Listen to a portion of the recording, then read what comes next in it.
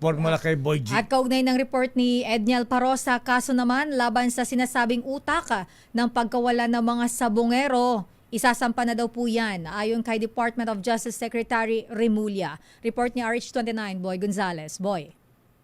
Sister Ella Lacaya Dayo, sinabi ni DOJ Secretary Boying Remulla na malapit ng isampa ang kaso laban sa mga umano'y utak o mastermind at kasabwat sa pagkawala ng mga sabongero. Ayon sa kay Remulla, hinog na ang kaso, binubuo na ang mga affidavit para maihahin ang reklamo at ilang detalye na lang ang kailangang ayusin, kabilang na yung mga statement o mga ng bakong saksi na nasa custody na ng polisya. Target ng DOJ na sa isang pangkaso sa lalong madaling panahon. Hindi pa binanggit ni Remulla kung kaya ilan o sino-sino ang mga kakasuhan.